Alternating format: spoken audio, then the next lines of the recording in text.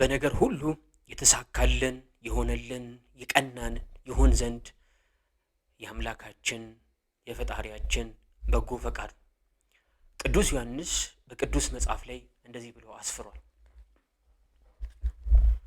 ወዳጄ ሆይ ነፍስህ እንደሚከናወን በነገር ሁሉ እንዲከናወንልህና ጤና እንዲኖርህ እጸልያለሁ።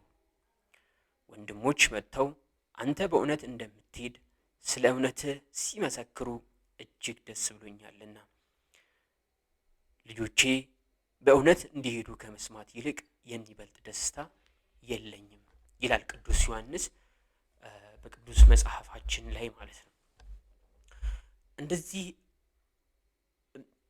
በነገር ሁሉ የተሳካልህ በነገር ሁሉ እንዲሳካልህ እናም ጤና እንዲኖርህ እጸልያለሁ ይላል ማለት ነው። ነገር ግን ይህ የተጻፈለት ሰው ጋዩስ ይባላል። ጋዩስ በሃይማኖት ጉዳይ፣ በመንፈሳዊ ጉዳይ፣ ከፈጣሪ ጋር በተገናኘ ጉዳይ የተመሰከረለት አብሮት ያሉ ሰዎች የመሰከሩለት በእውነት የሚሄድ ለሃይማኖቱ ቀናኢ የሃይማኖት ጉዳይ የፈጣሪ ጉዳይ ሲነሳ በጣም የሚንሰፈሰፍ ሃይማኖቱን ስሙን ብቻ የያዘ ብቻ ሳይሆን በኑሮም የሚገልጥ በምሳሌነት የሚመላለስ ሰው ነበር። ነገር ግን ቅዱስ ዮሐንስ በጻፈለት ደብዳቤ ላይ ይሄ ብቻውን በቂ አይደለም የሚል ይመስላል። እንዴት ብትሉ በመንፈሳዊ ነገር ተከናውኖልሃል ይለዋል።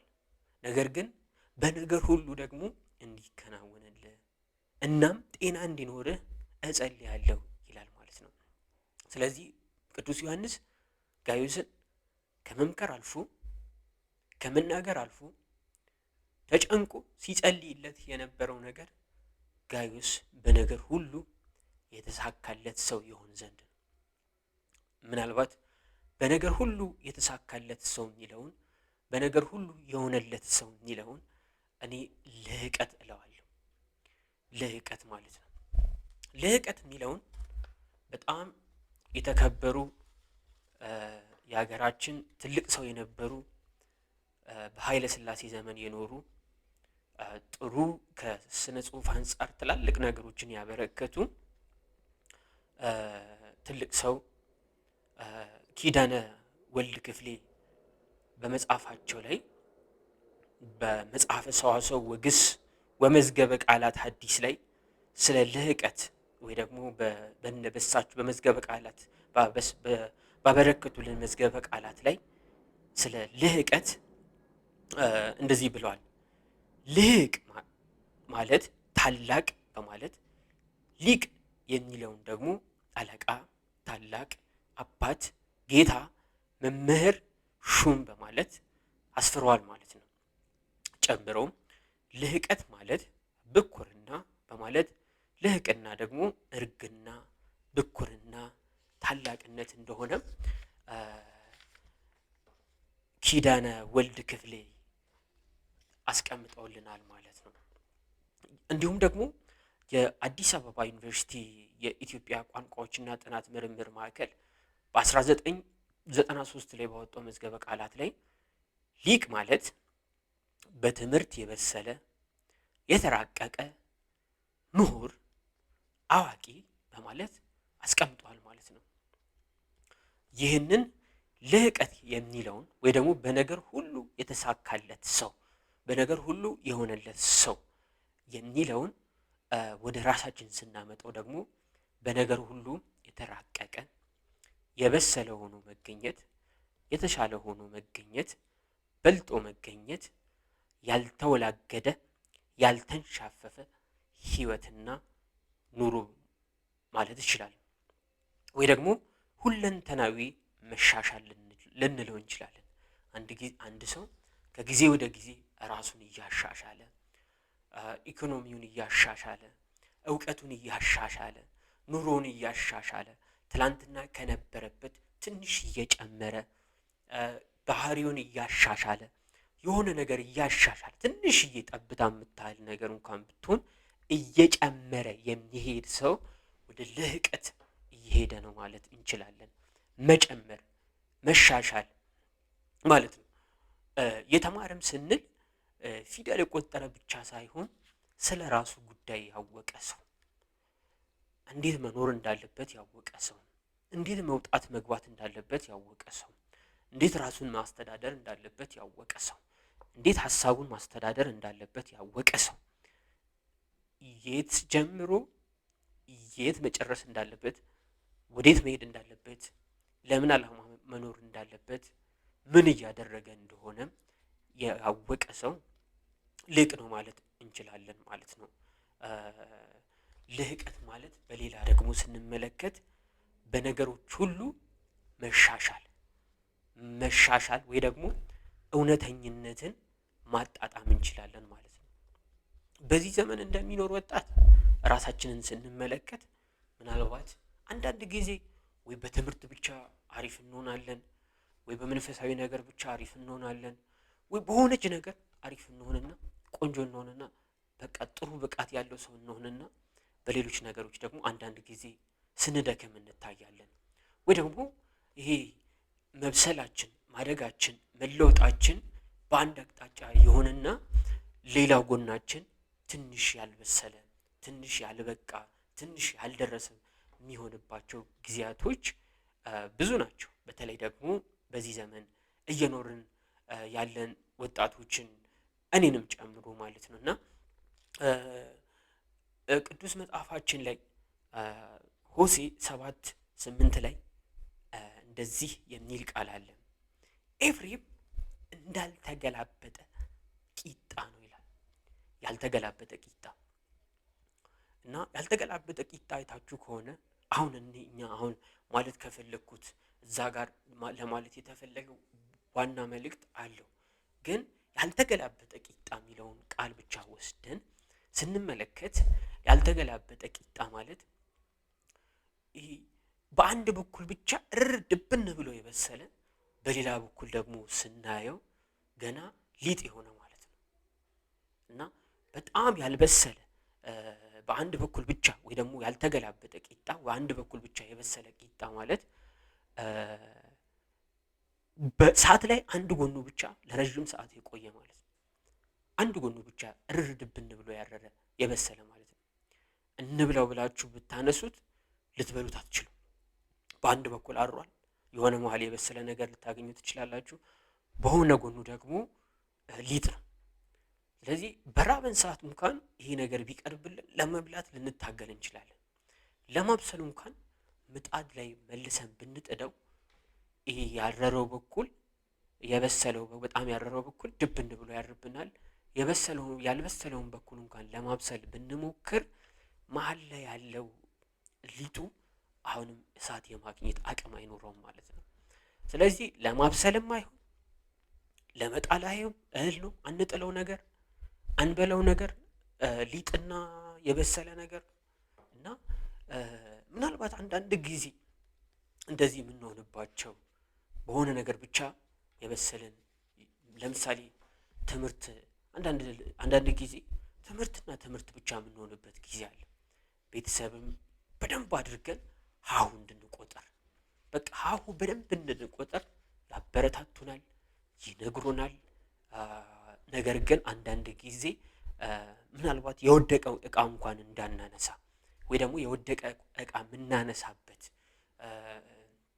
ስዕብና ስራ የመስራት ስዕብና እንዲኖረን አድርገው ላይ ያሳድጉን ወይ ደግሞ ላይ ገፋፉን ይችላል። እንደዚህ የሚያደርጉን ምናልባት ለኛ በጣም ከማሰብ የተነሳ በትምህርታችን ጎበዝ እንድንሆን ትልቅ ደረጃ እንድንደርስ ከመፈለግ ይሆናል። ነገር ግን ትምህርት በሀሁ ብቻ በመቁጠር ሌላን ላይፍ ህይወት ደግሞ ከትምህርት ከመማር ታልፋለች እና አንዳንድ ጊዜ በትምህርት እንኳን የሚያልቀውን ጊዜ ስናይ ወደ 21 ዓመት የሚያህል በትምህርት ብቻ የሚያልቅበት ጊዜ አለ። 21 ዓመት የሚያህል ማለት ነው እና መዋለ ህጻናት 3 ዓመት፣ መደበኛ ትምህርት 12 ዓመት፣ ዩኒቨርሲቲ 5 ዓመት አጠቃላይ ሲደመር ወደ 21 ዓመት በትምህርት እናሳልፋለን። ትምህርት መጥፎ ነው እያልኳችሁ አይደለም። መማር ቆንጆ ነው፣ መማር መልካም ነገር ነው። ነገር ግን የትምህርት ዓላማ ሀሁ መቁጠር፣ ከክላስ ወደ ክላስ መሻገር፣ ወረቀት መሰብሰብ ብቻ ከሆነ ልክ አይመጣም።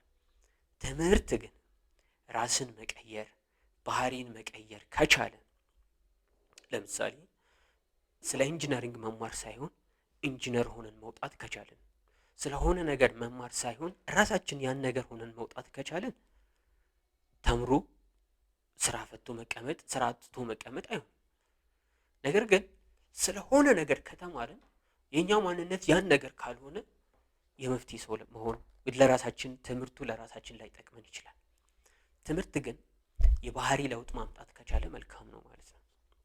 ብዙ ጊዜ ግን ምናልባት ከዚህ በተዛነፈ በሌላ አቅጣጫ የሆነ የሚሆንባቸው ጊዜያቶች ሰፊ ናቸው። አንዳንድ ጊዜ ደግሞ በጣም ሃይማኖታዊ የምንሆንባቸው፣ ሃይማኖተኝነት ራሱ እስከ ትንሽ በቃ በጣም ተለምዶ እስከ 3 ድረስ ደርሶ ከሳምንት እስከ ሳምንት ቤተክርስቲያን ወይ ደግሞ ወደ ሃይማኖት ተቋማት መሄድ፣ ከዛ በሌላ ነገር ደግሞ ለምሳሌ ከሌሎች ሰዎች ጋር ባለን መግባባት፣ እንዲሁም ደግሞ አለ አይደል በትምህርትም ይሁን በስራ ደከም የምንልበት ጊዜ አለ። በጣም አንዳንዴ ደግሞ በቃ ሃይማኖቱንም በጣም ሃይማኖተኛ የሆንን ይመስለንና ሃይማኖቱንም እኛ ብቻ የኖርን እኛ ብቻ መኖር የቻለን ይመስለንና ትንንሽ አማልክት ሆነን የምንቀመጥበት ጊዜ አለ። ሌሎችንም የምናሳቅቅበት ጊዜ አለ። የሃይማኖቱ ዓላማ ግቡ ምን እንደሆነ የምንዘነጋበት ጊዜ አለ እና ይሄ ማለት በቃ ወይ በትምህርት ድብንርር ብሎ መምሰል፣ ወይ በሃይማኖት ጉዳይ ድብንርር ብሎ መምሰል፣ በሆነ ነገር ብቻ ድብንርር ብሎ በሆነ ነገር ደግሞ መድከም ማለት ነው። እና አንዳንድ ጊዜ ከስራም አንጻር ስናይ ለምሳሌ አንዳንዴ በቃ ተማር ተማር ተማር ተማር እየተባልን እናድግና ከዛ እንማራለን፣ ከዛ ዲግሪም ይኖረናል። ከዛ በኋላ ልክ እንደተመረቀን ቤተሰብ እንድንረዳ፣ ልክ እንደተመረቀን ብዙ ገንዘብ እንድናመጣ፣ ልክ እንደተመረቀን በቃ የኛ ህይወታችን ተቀይሮ እና በህይወታችን እንደውም አንዳንድ ሰዎች የሚሉኝን ወይ ደግሞ እኔም ካየሁት አንጻር ዲፕሬሽን ያጋጠመኝ አፍተር ግራጁዌሽን፣ በህይወታችን ከባዱ ሰዓት ከምርቃት ዲግሪ ይዞ ካወጣን በኋላ ያለው ነገር በቃ የምናስባት ህይወት ከተመረቅን በኋላ ብለን የምናስበው ነገር አንዳንዴ አናገኘው፣ እንዳሰብነው አይደለም እና ተስፋ የሚያስቆርጥም ይሆናል። አንዳንድ ወጣቶች ከባድ የሆኑ ውሳኔዎችን ራሳቸውን እስከ መጉዳት ድረስ የሚያስደርስ ውሳኔዎችን ሲወስኑም የሚታዩበት ጊዜ፣ ከዛ ቤተሰብም የሆነ ነገር በቃ በአንዴ ገንዘብ ይዘን እንድንመጣ ኤክስፔክት ሊያደርግብን ይችላል፣ ይጠብቅብን ይችላል ማለት ነው እና ያን ጊዜ መታገስ የሚባለውን ነገር ታግሶ ስራ ሰርቶ ታግሶ ጠብቆ የእድገት ሂደት ጠብቆ ማደግ፣ የእድገት ሂደት ጠብቆ ገንዘብ ማግኘት፣ የእድገት ሂደት ጠብቆ ከስልጣን ወይ ደግሞ የስልጣን እርከን እድገት ማግኘት የሚባለው ነገር ሩቅ ይሆንብናል። ገንዘብ ማግኘት የሚባለው ሩቅ ይሆንብናል። ሁሉም ነገር ሩቅ ይሆንብንና እዚህ አቋራጭ አማራጮችን ፍለጋ እንወጣለን ማለት ነው። ለምን? ትክክለኛው መንገድ ሩቅ ስለሚሆንብን ማለት ነው እና እንፈተናለን፣ ግራ ይገባናል፣ ራሳችንን ከሌሎች ጋር ኮምፔር እናደርጋለን። ይሄ ሁሉ ለምን መጣ? ቅድም ኤፍሬም እንዳልተገላበጠ ቂጣ ነው የተባለው ነገር አሁን በጊዜ ስራ መስራት እንዳለብን ብናውቅ፣ በጊዜ ስለ ማቹሪቲ ስለ ትዕግስት ብናውቅ፣ በጊዜ ነገሮች በሂደት እንደሚለወጡ ትዕግስት እንደሚያስፈልግ የመዝራት የማጨድ እውነታ መገንዘብ ብንችል እዚህ ጋር በጣም ላንፈተን እንችላለን። አሁን ግቢ እያለን ዩኒቨርሲቲ ተማሪ በምንሆንበት ጊዜ በቃ ተማሪንን የሚያስጨንቅ የለም፣ የሚያስጨንቀን ነገር ያን ያህል የለም። እንበላለን፣ ያገኘነውን የተገኘውን እንበላለን፣ ትምህርት ክላስ እንማራለን፣ በቃ ኑሮ ይገፋል ማለት ነው። እና እነዛን በግቢ ውስጥ የምናሳልፍበት ጊዜ ከተማርን እንደው ጥሩ ሰው ከሆንን ጊዜያችንን በማይሆን ነገር ራሳችንን በማይጎዳ ነገር ካሳለፍን አንዳንድ ጊዜ ህሊናችን ራሱ ላይ ወቅሰን ይችላል። አይወቅሰንም ደግሞ አንዳንዴ ለምን የተሻለ ነገር እንዳለ ስላላወቅን አሁን ተማሪዎች ነን ብለን ስለምናስብ ስለዚህ ጊዜያችን በከንቱ ቢባክን ከክላስ ውጭ ያለ ሰዓት ዝም ብሎ ቢባክን ራሱ ምንም አይሰማንም። ተጨማሪ መጽሐፍ ማንበብ እንዳለብን፣ ተጨማሪ ስራ መስራት እንዳለብን፣ በተጨማሪ የሆነ ነገር ማድረግ እንዳለብን በደንብ ላንረዳው እንችላለን ማለት ነው። ስለዚህ ያገኘን ሰው ሁሉ ይጨብጠናል፣ በብር ይጨብጠናል፣ ተማሪ ነው ተማሪ ናት በሚል ማለት ነው። እና ያ ነገር በተመረቅንበት ማግስት ላይ ድንገት በሚቆምበት ራሱ ሾክ ይፈጠራል ማለት ነው። የለውጥ ሾክ ይፈጠራል ማለት ነው።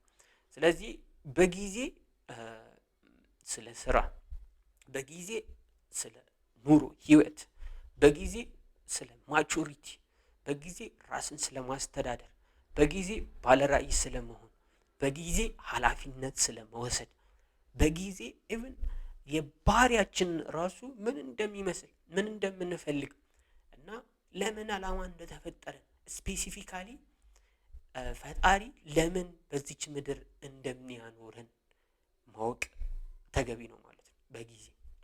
ስለዚህ ሳይዘገይ በጊዜ ነገሮችን አውቀን ወደ ልህቀት መምጣት ከቻልን ብዙ ለውጥ በህይወታችን ልናመጣ እንችላለን፣ በብዙ ላንከስር እንችላለን ማለት ነው። እና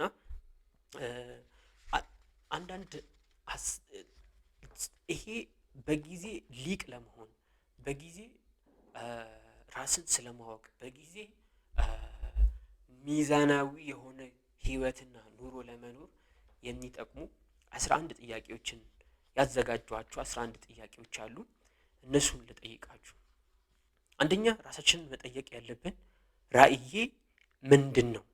ሳላደርገው መሞት የማልፈልገው ነገር ምንድን ነው? ራዕዬ ምንድን ነው? ሳላደርገው መሞት የማልፈልገው ነገር ምንድን ነው? መጽሐፍ ሲናገር ራዕይ የሌለው ህዝብ መረን ነው ይላል ማለት ነው። ስለዚህ ከመሞታችን በፊት ትርጉም የሚሰጠን ለምሳሌ ይህን ጥያቄ ስንመልስ ሁሉም ነገር አለን ብለን እናስብ፣ የጎደለን ነገር የለም ብለን እናስብ። ነገሮች ሁሉ ቢመቻቹልን ሳናደርገው መሞት የማንፈልገው ነገር ምንድን ነው? ሁለተኛ ጥያቄ እኔና ቤተሰቦቼ የቤተሰብ አስተዋጽኦ ለእኔ ከእነሱ ጋር ያለኝ ግንኙነት ምንድን ነው? አንዳንድ ጊዜ ካወጣንበት ቤተሰብ ያለን ግንኙነት ምንድን ነው? ነገ ልንመሰርት ቤተሰብ ከሌለን ደግሞ እኛ ራሳችን ልንመሰርተው ያለን ቤተሰብ ምን አይነት ነው? ቤተሰብ ሳንገባ ልናፈርሰው እንችላለን፣ ሳንገባ ጥሩ ቤተሰብ ልንገነባ እንችላለን። አሁን የምንኖረው ኑሮ የነገ ቤተሰባችንን ምን አይነት ቤተሰብ ምን አይነት ልጆች እንዳሉን ዛሬ ላይ አስራ ቤት ላይ ትንሽ ልጅ ሆነን የምናደርጋቸው ነገሮች ነገ የምንፈጥረውን ቤተሰብ ጥሩ ሊያደርገው ይችላል፣ መጥፎም ሊያደርገው ይችላል ማለት ነው። አንድ ሰው ከፎረሸ በቤት ይፎርሻል ማለት ነው። ጥሩም ከሆነ ቤት ጥሩ ይሆናል። ቤቱ የፎረሸ በእርግጠኝነት በአደባባይ ይፎርሻል ማለት ነው። ስለዚህ አንድ ጥሩ የምንሆንበት ራሳችንን የምናበቃበት መድረክ ቤታችን፣ ጓዳችን፣ ከቤታችን ጋር ከወላጆቻችን ጋር ከእናት አባቶቻችን ጋር ያለን መልካም መስተጋብር ነገያችንን ዲተርማይን ያደርጋል። የእኛም ነገ የምንፈጥረውም ቤተሰብ ወሳኝ ነው ማለት ነው። ሌላኛው እድሎችን እንዴት እየተጠቀምኩባቸው ነው? እድሎችን እንዴት እየተጠቀምኩባቸው ነው? ምንስ እድል አለኝ ወይ? እና አንድ ሰው እንደዚህ አለ ይባላል። ታላቅ ሰው ነው፣ በአሜሪካን ታላቅ ሰው፣ ታላቅ ባለሀብት ወይ ደግሞ አንድ ሁለት ተብሎ ከሚጠሩት ውስጥ አንዱ ነው። ጋዜጠኛዋ ቀርባ አንተ እንዴት ነው የተሳካልህ? የስኬት ሚስጥር ምንድን ነው ብላ ጠየቀችው። ከዛ በኋላ ይህ ባለ ሀብት ከኪሱ ውስጥ ቼኮችን አወጣና የአሜሪካን ሴንትራል ባንክ ቼክ አውጥቶ የፈለግሽውን ያህል ጻፊና እኔ አሁን ብሩን ሰጥሻለሁ አላት። እንግዲህ በካሜራም ላይ ስለነበረች የምሩን አልመሰላትም። ጠየቃት፣ አልጻፈችም። ድጋሚ ሌላ ባንክ ቼክ አውጥቶ ጻፊ አላት። አሁን 50 ማንገራገር ጀመረ። ልትጽፍም አይነት ብላ ስትል አሁን ቶሎ አነሳባት ማለት ነው። ምን አላት? የፈለገ ያህል ገንዘብ ብትጠይቅኝ በዚህ ሰዓት ሰጥሽ ነበር አላት። እድልሽን አልተጠቀምሽም አላት። ምን ልላችሁ ነው? አንዳንድ ጊዜ ሰውየው ምን አለ? የስኬት ሚስጥር እድሎቼን እጠቀማለሁ አለ። አንዳንድ ጊዜ የመማር እድል፣ የመስራት እድል፣ የሚያስቡልን ሰዎች አጠገባችን መኖራቸው እድል፣ ጤናችን እድል፣ እድሜያችን እድል፣ የምንኖርበት ከተማ እድል፣ በዙሪያችን ያሉ ተቋማት እድል፣ ብዙ ነገሮች እንደ እድል በዙሪያችን ከበውን አንዳንድ ጊዜ ምናልባት አይኖቻችንን ገልጠን እነዛን እድሎች ላንጠቀማቸው እንችላለን። ስለዚህ ሊቅ ለመሆን አንደኛው ማድረግ ያለብን እድሎችን መጠቀም ነው። እድሎችን እየተጠቀምንባቸው ነው። ባለ ራዕይ መሆን፣ ጥሩ የቤተሰብ መስተጋብር። ሶስተኛው እድሎችን መጠቀም። አራተኛው ተግዳሮቶቼን፣ ውድቀቶቼን፣ የሚከብዱኝን ነገሮች፣ የሚያስጨንቁኝን ነገሮች ወይ ደግሞ ጠቅላላ ሲደረግ ተግዳሮቶቼን እንዴት እያለፍኳቸው ነው። በዚህ የትላልቅ ሰዎች ታሪክ ከትንሽነታቸው ተነስተው ትልቅ የሆኑበት ታሪክ ነው። ስለዚህ እድሎችን ወይ ደግሞ ተግዳሮቶችን ወደ እድል መቀየር እንችላለን። እድሎች ትልቅ ሰው የመሆን ችግሮችን ለመፍታት እድል ናቸው። እነዛን ችግሮችን ስንፈታ ወደ ትልቅነት እናድጋለን ማለት ነው። አምስተኛው ስሜትን መግራት ማስተዳደር ተምሬያለሁ ወይ ነው። ትልቅ ከተማን ከሚያስተዳድር ጠቢቡ ሰለሞን ስሜቱን የሚያስተዳድር ራሱን የሚገዛ ሰው ይበልጣል።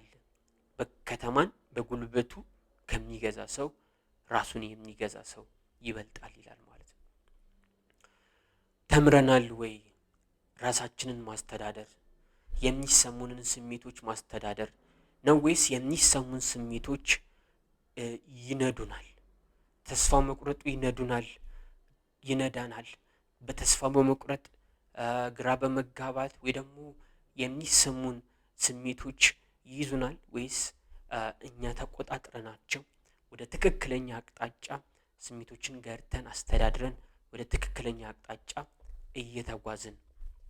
አምስተኛ ስሜትን መግራትና ማስተዳደር ተምሬያለሁ። ስድስተኛ የየዕለት ተግባሮቼ ምንድን ናቸው? አንድ ሰው የየዕለት ተግባሩ ውጤት ነው። በእያንዳንዱ ቀን የምናደርጋቸው ነገሮች ተደምረው ነገያችንን ይሰራሉ። ስለዚህ የየዕለት ሩቲናችን ቀናችንን የምንጠቀምበት መንገድ ሊቅ ሊያደርገን ይችላል ወይ ደግሞ ወደ ኋላም ሊመልሰን ይችላል ማለት ነው። ስለዚህ እያንዳንዱ ቀን ላይ ራሳችን ላይ እንሰራለን፣ ራዕያችን ላይ እንሰራለን፣ ትልቅ በሚያደርገን ነገር እንሰራለን ወይስ ደግሞ ወደ ኋላ በሚጎትተን ትርፍ በሌለው በማይመለከተን ጉዳይ ላይ ስንከትፍ እንውላለን?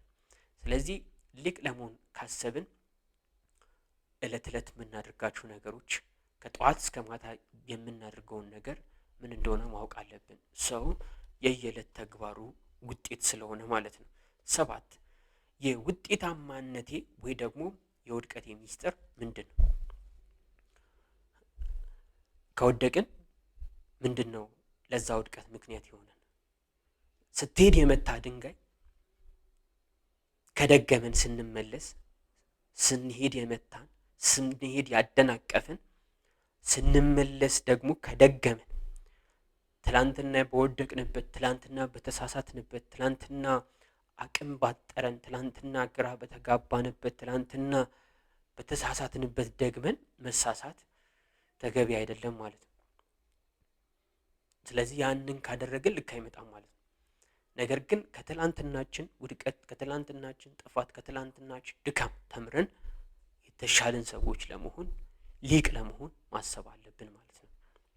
ስለዚህ ስኬታማ ከሆንን ደግሞ ይዘን ጠብቀን የምናስቀጥለው ነገር ምንድን ነው? የስኬታማነት ሚስጥር ምንድን ነው? የውድቀት ሚስጥር ምንድን ነው?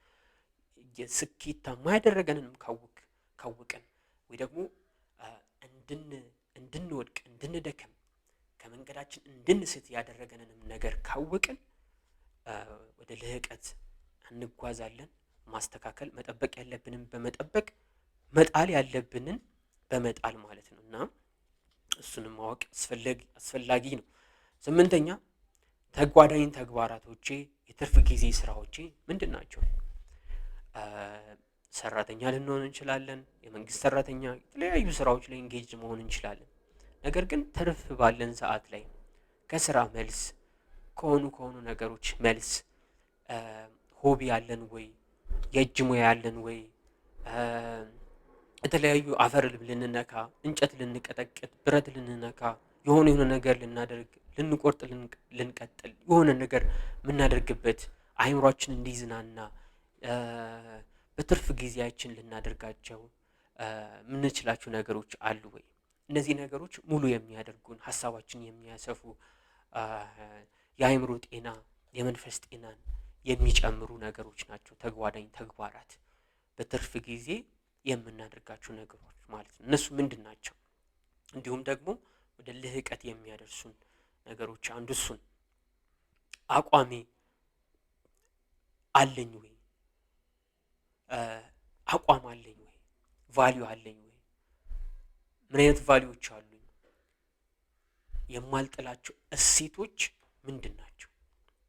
አንድ ሰው እሴት ከሌለው ወደ አሰበበት ላይ ደርስ ይችላል።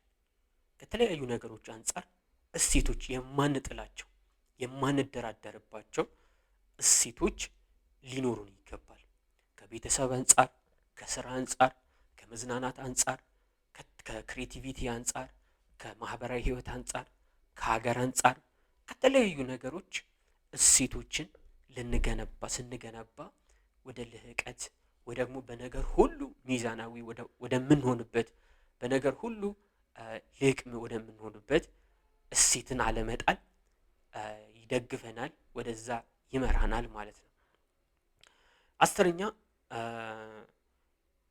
ሌሎች ሰዎችን ምከሩ ብትባሉ፣ ሌላ ሰው ይህን ነገር ከእድሜያችን የሚያንሰውን ሰው እኔ በዚህ ተሳስቻለሁ አንተ እንዳትሳሳት ብለን ልንመክር የምንችለው ምክር ምንድን ነው? ምን ብለን እንመክራለን? ሰዎች ተሰብስበው በተለይ ቀጣይ ትውልድ ተሰብስቦ ከአንተን ልንማር ከአንቺ ልንማር እንፈልጋለን፣ ምን ባናደርግ አሪፍ ነው፣ ምንስ ብናደርግ በምን ላይ ብናተኩር አሪፍ ነው፣ ጥሩ ነው፣ ቆንጆ ነው፣ ምክር እንፈልጋለን ብለው ሰዎች እናንተ ጋር ቢመጡ ለቀጣይ ትውልድ ምን ብላችሁ ትመክራላችሁ?